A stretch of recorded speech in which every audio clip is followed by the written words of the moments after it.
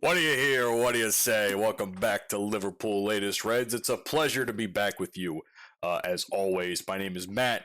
Thank you so much for joining me today. If you happen to be enjoying the episode or enjoying the content, please be sure to leave a like and comment down below, and most importantly, subscribe to help the show grow.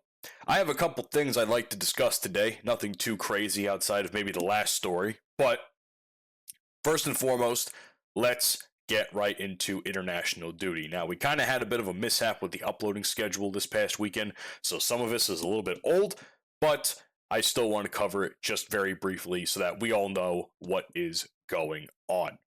First and foremost, on Saturday's matches, Kirkez and Szoboszlai were starters for Hungary's 1-0 victory against Slovenia in a friendly. Now, as I've mentioned before, Hungary is not eligible to be in the World Cup this year. They did not qualify, so they're just playing for fun at this point. So either way, good win for Szoboszlai and Kirkez. I don't think they factored anywhere in the actual match itself from what I am reading here on the official Liverpool website, but nonetheless, being a part of a win is always a good thing. Kirkez himself played 76 minutes in Budapest, and while it seems like Szoboszlai was withdrawn in the closing stages of the match. Unfortunately for Andy Robertson, though, Scotland was beaten by a single goal in Japan, against Japan, I should say, which is a shame. But it seems as though Robertson captained until the 70th minute in the contest in Hampden Park, which I believe was probably in Scotland. Also, for the under-19s, Rio and Trey Nioni also had a 1-0 victory versus Poland in a European Championship qualifier. So much better than the result they had previously where they lost, but so it's a good start there, or at least a good what's the word? A good momentum shifter there, let's say.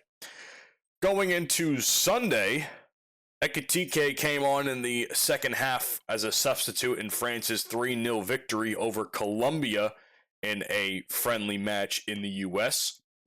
It seems as though I don't believe Ekitike had any factor in the match. Don't think he really scored a goal from what I'm reading here. But it's nice, and I saw a comment on another Liverpool-based news site asking, like, how was Ekitike even remotely able to play after he got off the field early on in a previous match and due to an injury or a dead leg or whatever. Thankfully, it seems as though he's able to play for pretty long periods of time, meaning that coming up to our match this Saturday against Man City, in the FA Cup, should be good news for us as far as the attack goes, as well as a couple other pieces of news that I'll discuss later on in a future episode.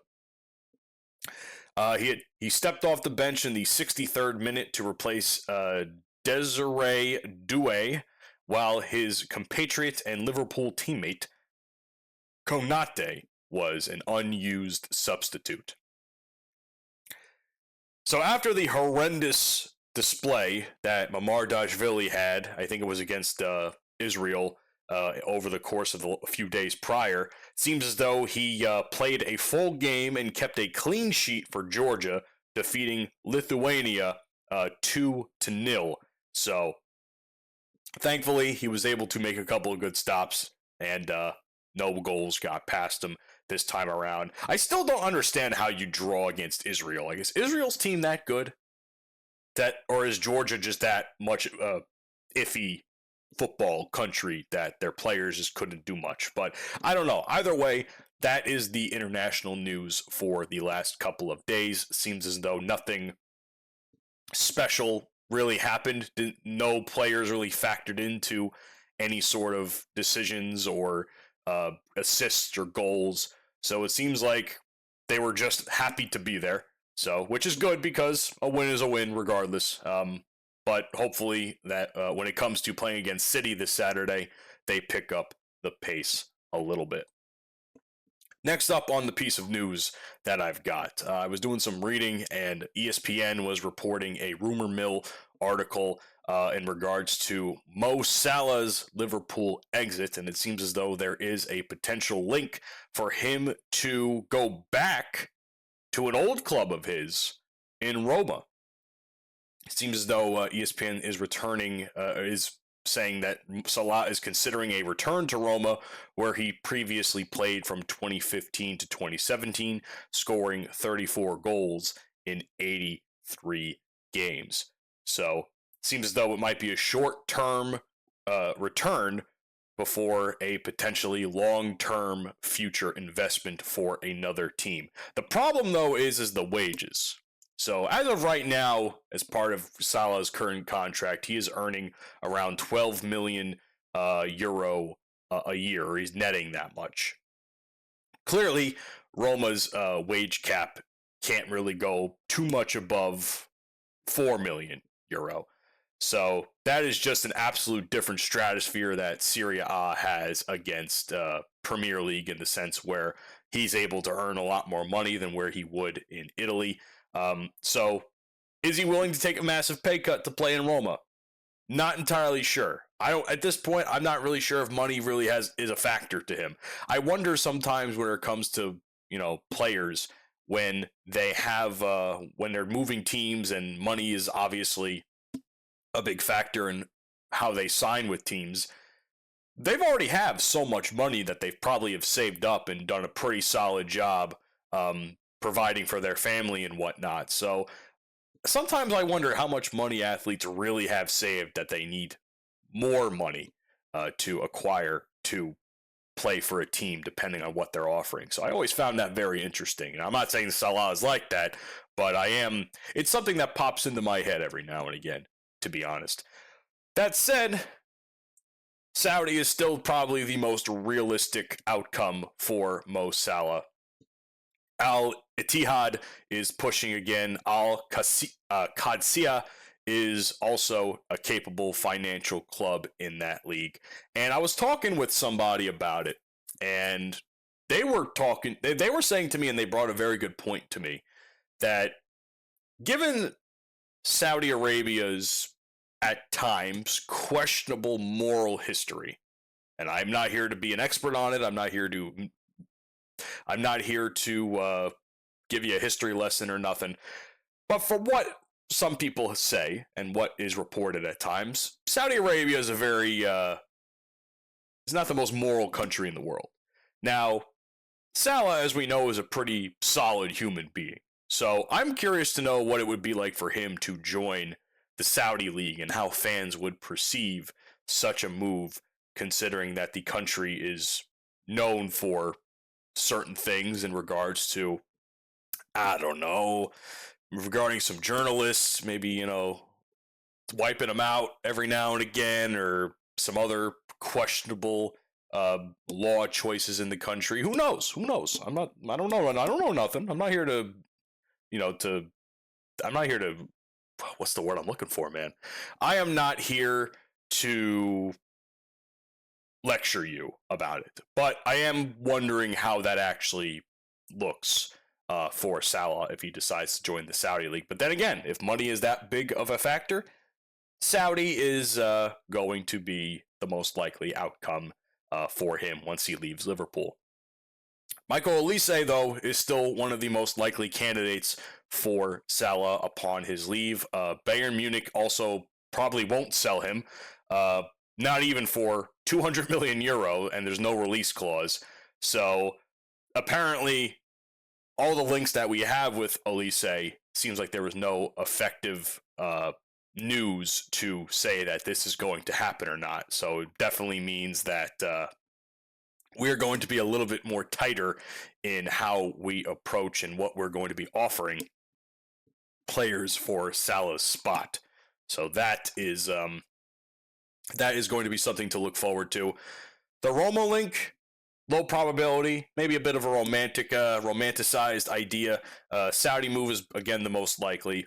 So Liverpool are still too early in the replacement process to make any sort of headway for us to really properly report here on Liverpool Latest. There is some good news, though. Giovanni Leone is apparently progressing very well post-surgery in regards to his ACL. Seems as though there were some posts, some pictures posted on social media that he is back in the training center. He's apparently doing some treadmill running, some light ball work, as well as gym sessions. So it looks to me like considering he just had surgery in September for an ACL, this is a pretty solid milestone for him. I'm not saying he's going to be back anytime soon. He's definitely not going to be back until the beginning of next season, but it looks as though there is some very big positive news to come out of it, which is good because there have been players that we haven't heard too much about their recovery process. So the fact that Leone is in the process of rehabbing a bit and doing a little bit more exercise means that perhaps we have a little bit more of a secure sense when it comes to the center back position. Because like I said before, and I've said this constantly, we don't know what's going on with Konate. Odds are he's not going to re-sign. I think that's pretty obvious at this point. Van Dijk has realistically 1 year left of his contract, and he'll probably leave on his own terms as well. So let's hope that with Leone's, progress and barring any sort of setbacks that might occur, he'll be ready to go come preseason, and he'll be ready to go in the beginning of the Premier League season in August going into September. So I'm very happy to hear about this. I have been he's been one player I've been following because he's coming so close to the tailor end of his recovery process. So I'm glad to see that he's, one, healthy, and two, doing some sort of physical activity. He's also quoted in saying that the hardest part of his recovery is over. I want to train my mind to come back stronger. So, like I said, barring any extracurricular issues, he should be good to go come the beginning of the season. Now, this is really where I really want to talk about. This is where probably a majority of the video is going to cover here. This morning at work, I was doing my typical research for episodes, and some news came up across my feed from outlets talking about a source called Sport Build. And the breaking news, quote unquote, was as follows. Liverpool have reportedly decided that Xabi Alonso will be their coach next season. Now, not too long after looking at this news, I then go a little bit deeper because, as any journalist or fan should, they should never take one article at face value thinking that this is the case. I feel like a lot of people in the Liverpool or sports community in general oftentimes fall for those kinds of articles. So I usually wait for other sources to confirm or deny such a claim. And it seems as though one of the key accounts that cover Liverpool that I look at every now and again state that Sport Build did not say this. They said Alonso is considered a top candidate. Liverpool have stayed in contact and would be open to it, but only from next season, and no decision has been made as of right now. So, clearly, as much as I want that news to be true, it is not true. So, here we are again, talking about Arne Slot versus Xabi Alonso. And listen, I am on board 100% in sacking Slot at the end of the season, hiring Alonso, and hopefully that is a turn for the best for the club in the following season to come. I personally have no faith in Slot at this point. I think there hasn't been anything this season to give me any hope that we can get better. I think with Slot, if we continue under this path, we are going to be a very run-of-the-mill mid-table team, maybe upper middle table.